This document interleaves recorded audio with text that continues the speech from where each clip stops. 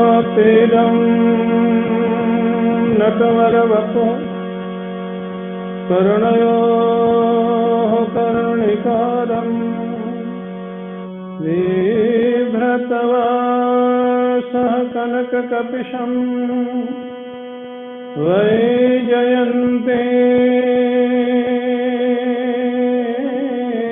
च मालाम् रन्ध्रानवेणोरधरसुधया पूरयन् गोपवृन्दैः वृन्दारण्यं सपदरमणम्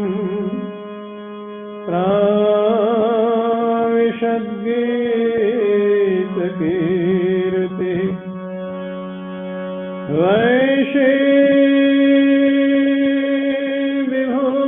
वैशीविभूषितकरा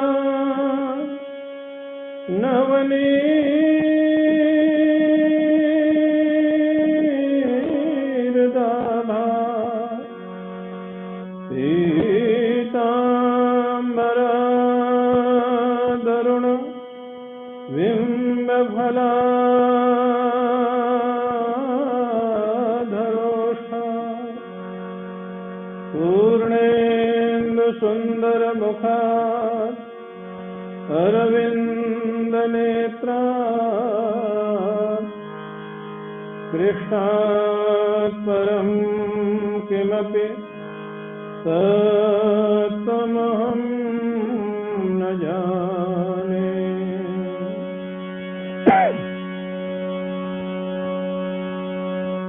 श्री राधा मेरी स्वामिनी,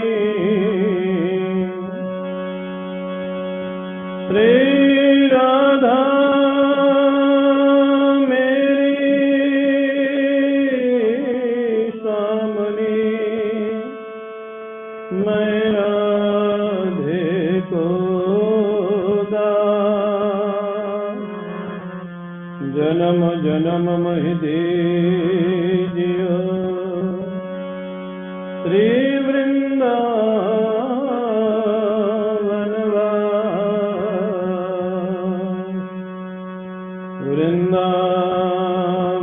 के वृक्ष को,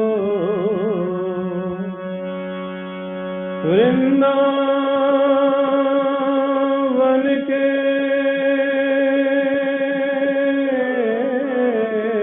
वृक्ष को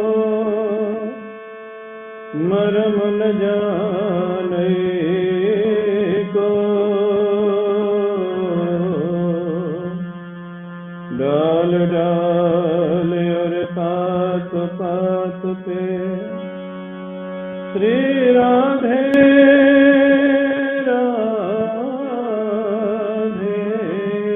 हो। परम पूज्य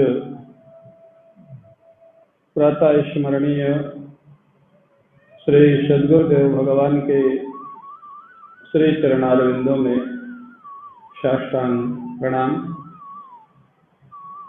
समादरणीय श्री राम भारती जी महाराज, हमारे आदरणीय हीरावाणी जी, हमारे प्रिय सुनील चौरसिया, दिलीप चतुर्वेदी, नागपुर से आए हुए राकेश और उनका परिवार, सूरत से आए हुए अंशु टेकरीवाल सपरिवार, के द्विवेदी,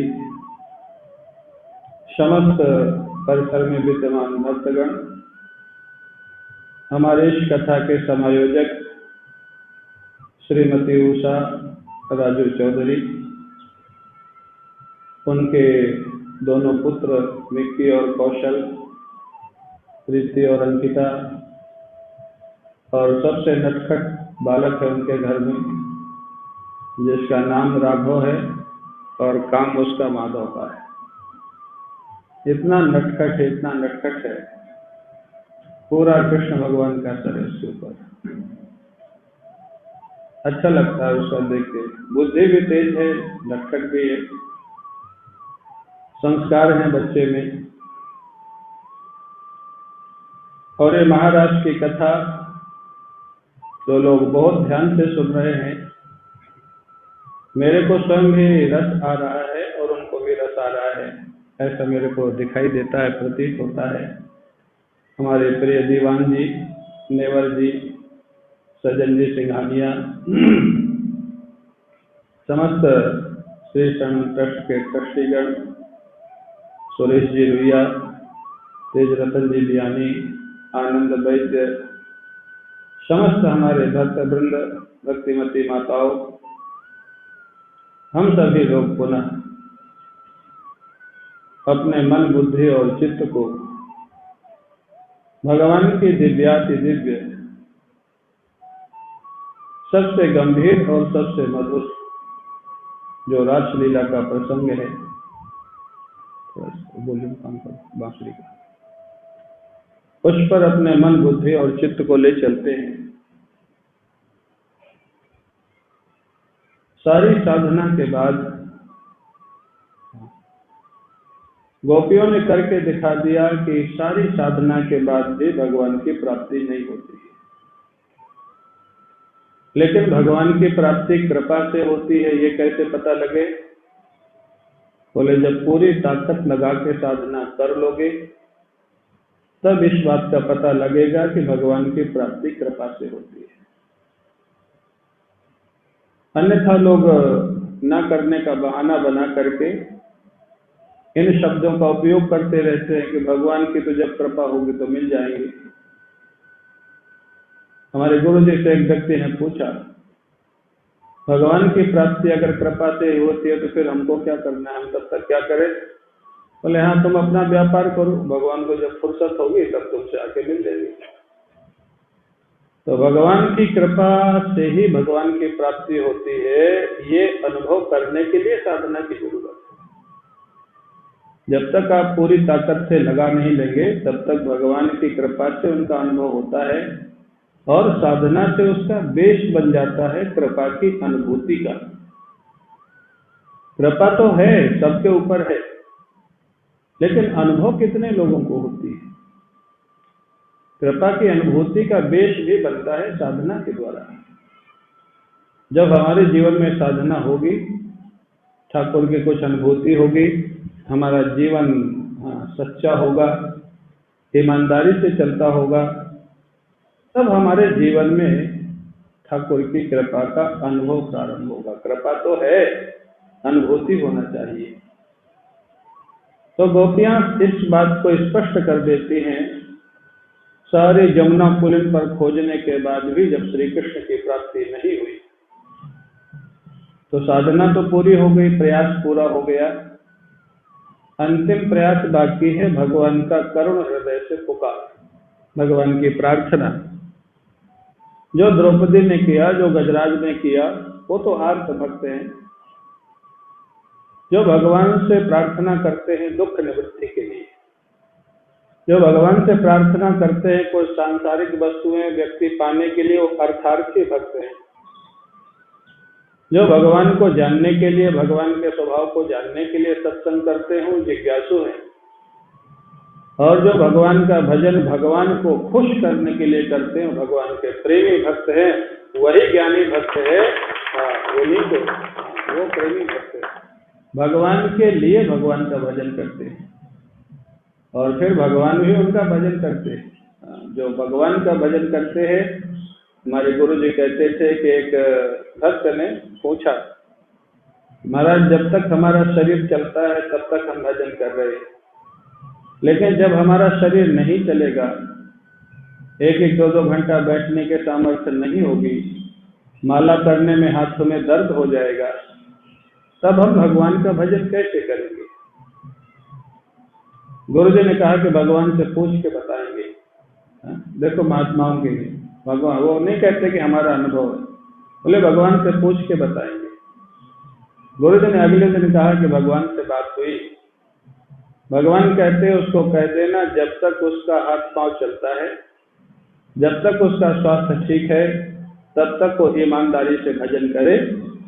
जब उसका हाथ पांव नहीं चलेगा तब उसके आसन में आके मैं बैठ जाऊंगा, उसकी माला मैं ले लूंगा और उसकी माला से अपने नाम का जप मैं करूंगा उसके लिए, उसके उससे मैं भजन करूंगा अपना। लेकिन प्रश्न वही है कि जब तक उसका चलता है तब तक तो वो करे, इससे बड़ी कृपा और क्या होगी। ये है साधना और कृपा का समन्वय। साधना हम करते रहे, जो हमसे बन पड़ता है ईमानदारी से वो करते रहे, कृपा का अनुभव होने लग जाएगा। और जो साधना कर रहे हैं, 8 महीने से कोरोना में सब लोग लॉकडाउन में बंद हैं, जहाँ बहुत आवश्यक है जा रहे हैं। कुछ लोग इस कोरोना काल में बहुत कुछ उपलब्ध कर पा रहे हैं, बहुत कुछ अनुभव कर पा रहे हैं, आनंद का अनुभव कर रहे हैं। जो काम नहीं कर पाते थे वो काम करने का अवसर मिला है। और बहुत लोग डिप्रेस भी हो रहे हैं, क्या करें, कब तक घर में बंद रहेंगे, दिन भर क्या करें। तो ये दोनों बात है। तो जिनका भगवान से नाता है उनको तो भगवान का भजन करने का समय मिल गया। तो चाह के भी नहीं दे पाते थे। क्यों राजू, आजकल खूब भजन हो रहा होगा, क्योंकि 24 घंटा घर में ही रहना, कहीं जाना नहीं। हम लोगों को तो आनंद आ रहा भाई। नर्मदा जी की कृपा, ठाकुर जी की कृपा। 8 महीने कैसे गए हमको नहीं पता लगा। और सच बताऊं, 20 वर्ष में पहली बार 8 महीने में आश्रम में हूँ और सत्संग का आनंद मिल रहा है और इतना रस आ रहा है कि वो शायद शहरों में जाकर के ये प्रवचन करने में नहीं मिलता है। या तो वृंदावन में, ब्रज में, और या मां नर्मदा के किनारे अपने आश्रम में जो रस प्राप्त होता है। कुछ रामजिंगर जी महाराज कहते थे, श्रोता कितने हैं उसका भी एक थोड़ा महत्व है, लेकिन उससे ज्यादा महत्व है कि श्रोता कैसे हैं, किस लेवल के, सुनने वाले कैसे, वहाँ का वातावरण कैसा है, वहाँ कोई खींचतान तो नहीं है। ये सात्विक कथा है, सात्विक कथा। कई लोग पूछते हैं महाराज आपका बजट क्या है, मैंने कहा हमारा कोई बजट नहीं है, और जो बजट पूछते हैं उनकी कथा हम करते नहीं। तो इससे बजट क्या है? अरे कोई क्या साल भर का बजट बनाया जा रहा है? बजट क्या है? ठाकुर की कथा का कोई बजट होता है क्या? और जो ठाकुर की कथा का बजट बनाते हैं वो ठाकुर की कथा का रस नहीं ले पाते हैं, चाहे वक्ता हो और चाहे श्रोता हो। तो अभिप्राय जो रस, इसका नाम है सात्विक कथा। जितने लोग आ जाएं खुश है, जितने को हम अलाउ करते हैं आ जाते हैं, जितने लोग जूम में आ जाएं खुश है। अपना कोई ताम झाम नहीं है, एक आसन बन गया है उसी पे अपना प्रवचन चल रहा है। ठाकुर जी की छवि बदल दी जाती है, जैसा प्रवचन होता है तो उसके आधार पे एक माइक है, हम ही भजन कर लेते हैं, हम ही हारमोनियम बजा लेते हैं। तबला वाला एक है ही है अपने पास फ्री फंड का, तो दिल्ली से आया हुआ लड़का। तो आनंद ही आनंद है, न कोई पंडितों का झंझट, न कोई म्यूजिशियन का झंझट, न माइक वाले का झंझट, न तंबू वाले का झंझट। कोई झंझट ही नहीं है। नृत्य का कार्यक्रम है अपना, जैसे नृत्य का कार्यक्रम स्वाभाविक चलता है वैसे चलता है, इसलिए इसमें आनंद ज्यादा है। जहाँ व्यवस्था ज्यादा करनी पड़ती है वहाँ उसमें दिमाग लगा रहता है आयोजक का, और कथा का आनंद नहीं ले पाता है। और मैं समझता हूँ इस समय पुरुषोत्तम मास में इस समय जितने लोगों ने आयोजन किया है, वो लोग अगर अलग से नॉर्मल वे में कथा का आयोजन करते तो शायद इतना आनंद नहीं ले सकते थे। क्योंकि व्यवस्था करो, कुछ संत महात्माओं को बुलाओ, कुछ VIP को बुलाओ, उनके लिए साल वाल रखो, कभी वो हमको पहनाएंगे, कभी लोग हम ही को कह देते आप पहना दीजिए उनको महाराज। मैंने कहा अच्छी बात है भाई, हम ही पहना देते। अब वो किसी से डोनेशन लेना होता है या कोई विशिष्ट व्यक्ति आ जाता है, गवर्नर आ गया, कोई मिनिस्टर आ गया, तब तो उनको उसी में संतोष है कि महाराज उनको कुछ उड़ा दें, दुपट्टा उड़ा दे, साल उड़ा दे। ये सब शिष्टाचार ये इन कथाओं में 1.5 महीने में नहीं हुआ। यहाँ कोई VIP पहली बार तो हम बुला नहीं रहे, तो इसलिए नहीं बुला रहे वो सबसे मिलते जुलते अपने को आफत मोल ले उनको बुला के। तो पब्लिक फिगर जो है वो तो सबसे मिलजुल रहे हैं, और उनके साथ कोरोना भी घूमता रहता है, तो उनको बुला के अपनी आफत क्यों मोल रहे हैं।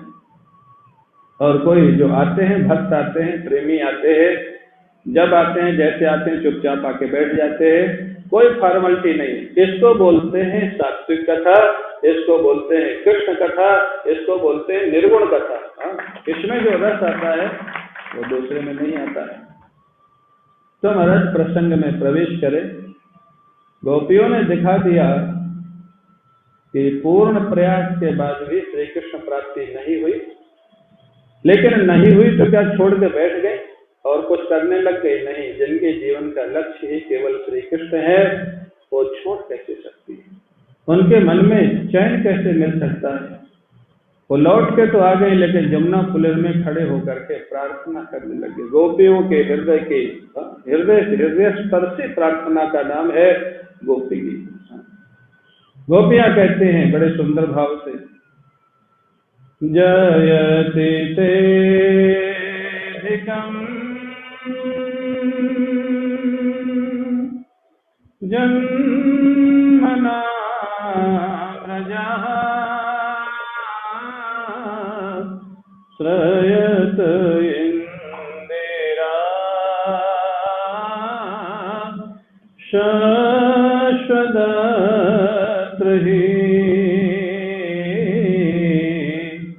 दयित दृश्यता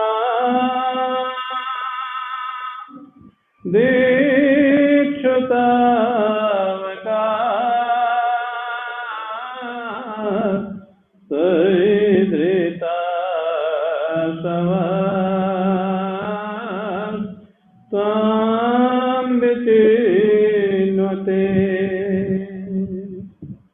त्वां विचिन्वते। गोपियां कहती, हे श्याम सुंदर, हे रास बिहारी, हम केवल आपको खोज रही। त्वां विचिन्वते, केवल आपको खोज रही। कहाँ खोज रही है? दिक्षु, दसों दिशाओं में खोज रही है। उत्तर, दक्षिण, पूर्व, पश्चिम, ऊपर, नीचे, चारों तरफ आपको खोज करके हम परेशान हैं ठाकुर। और हम कौन हैं? हम आपकी हैं। तावका, कितना सुंदर भाव, आपकी हैं और आपको खोज रही। एक भजन गाते हैं ना, तुम ढूंढो मुझे गोपाल, मैं खोई गैया तेरी। हे प्रभु, मैं आपकी गैया हूं, लेकिन मैं खो गई हूं। मैं आपको नहीं खोज पा रही हूं, आप मेरे को खोज के निकाल दो। गोपियां कहती हैं, हम आपकी हैं प्रभु, मैं खोई गैया तेरी। मैं आपके हूं प्रभु। हम आपको पूरा प्रयास कर चुके, आप नहीं मिले। दसों दिशाओं में खोज लिया, नहीं मिले। हम आपके हैं और आपको खोज रही हैं प्रभु। आप कृपा करो और अपना दर्शन प्रदान करो। क्यों? क्योंकि ये ब्रज सारा आपका है और आपके आने से ब्रज की जय जयकार हो रही है। ब्रज की जय जयकार को देख करके वैकुंठ भी लज्जित हो रहा है। क्यों? जो लीलाएं आप ब्रज में कर रहे हैं वो वैकुंठ में नहीं कर सकते हैं, वो वैकुंठ में संभव ही नहीं है। क्या वैकुंठ में गैया चराने जाएंगे? क्या वैकुंठ में माखन चोरी करने जाएंगे? क्या वैकुंठ में रासलीला करेंगे? नहीं करेंगे। भागवत में कथा आती है, एक बार ग्वाल बाल पीछे लग गए। जब वरुण लोक का दर्शन कर लिया, नंद बाबा इत्यादि ने, वरुण जी उठा के ले गए थे ना नंद बाबा को, भगवान को जाना पड़ा छुड़ाने के लिए। नंद बाबा ने लौट के बताया, अरे वरुण जी ने तो कृष्ण जी को राज सिंहासन पे बैठाया, पूजन किया, मेरे को तो बांध के रख रखा था। ये श्री कृष्ण में पता नहीं कौन सा चमत्कार है। नंद बाबा ने आकर के ग्वाल बालों को बताया, आज ऐसा विलक्षण दृश्य मैंने देखा। ओ महाराज, रत्न सिंहासन में श्री कृष्ण को बैठा करके वरुण देव ने उनका पूजन किया, माफी मांगी। श्री कृष्ण ने पूछा, हमारे बाबा को क्यों पकड़ के लाए? तो नंद बाबा गलती से अर्धरात्रि में जमुना स्नान करने चले गए थे, जो कि निषेध है, लेकिन वो तो बहाना था। वरुण देवता ने कहा, ठाकुर जी माफ करना, अगर मैं आपके बाबा को पकड़ के नहीं लाता तो आप मेरे घर नहीं आते। आपको बुलाने के लिए मैं आपके बाबा को पकड़ लाया। अब आप महाराज ले जाइए आराम से। नंद बाबा ने उस दृश्य का वर्णन जब ग्वाल बालों से किया तो ग्वाल बाल पीछे लग गए कन्हैया के। अरे कन्हैया, तुम्हारे इतने लोग हैं, इतने लोग तुम्हारी पूजा करने वाले हैं, हमको भी दिखाओ वो लोग। अब जब पीछे ही लग गए तो कन्हैया क्या करें? बाबा ने तो बता दिया था, वरुण लोग। कन्हैया ने कहा, अपना वैकुंठ दिखाओ हमको। कन्हैया ने एक दिन महाराज ले गए जमुना जी के किनारे, बोले आंखें बंद करो। ग्वाल बालों ने आंखें बंद कर ली। कन्हैया ने अपने योग शक्ति से, लीला शक्ति से महाराज सब ग्वाल बालों को ले गए बैकुंठ। बोले आंखें खोलो, आंखें खोला तो बैकुंठ का दरबार सजा है।